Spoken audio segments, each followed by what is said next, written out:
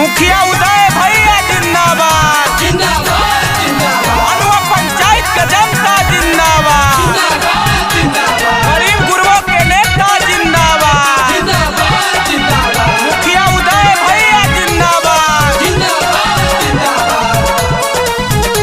Magadh star music herbal.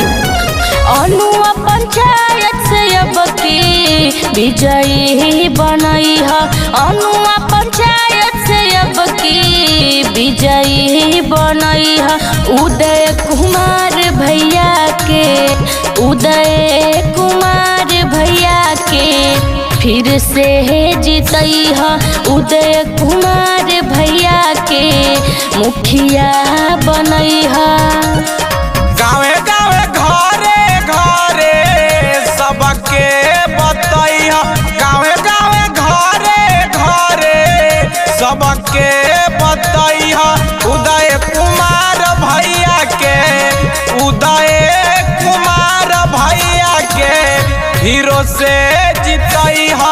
Uday Kumar भैया के hero से जीतैया। मुखिया उदय भैया जिंदाबाद, अनुआ पंचायत का जनता जिंदाबाद, गरीब गुरबों के नेता जिंदाबाद, उदय भैया जिंदाबाद। Magadh star music herbal.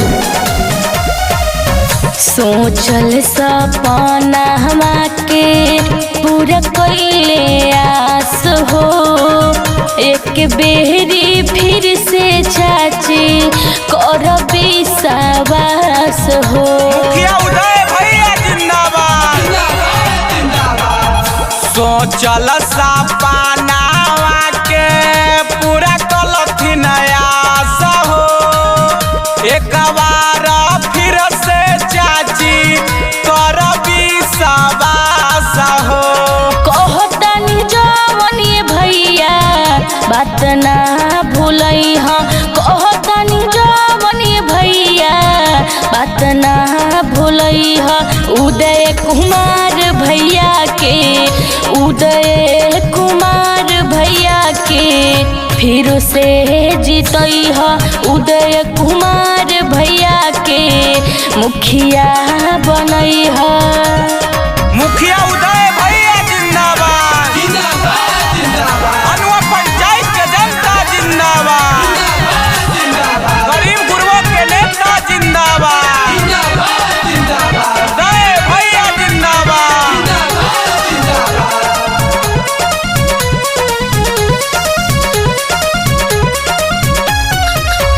वादा के पक्का होवे छवि मनदार हो।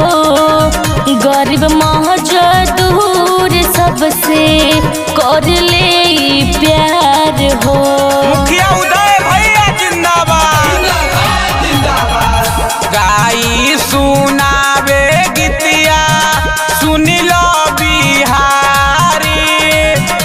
इनके जीतई है फिर से बहुमत से भारी। गाई के सुनावे गीतिया सुनिल सुजाता, गाई के सुनावे गीतिया सुनिल सुजाता। इनके जीतई है फिरो उदय भैया के फिरो मुखिया बनई ह। गावे गावे घरे घरे सबके बतई ह।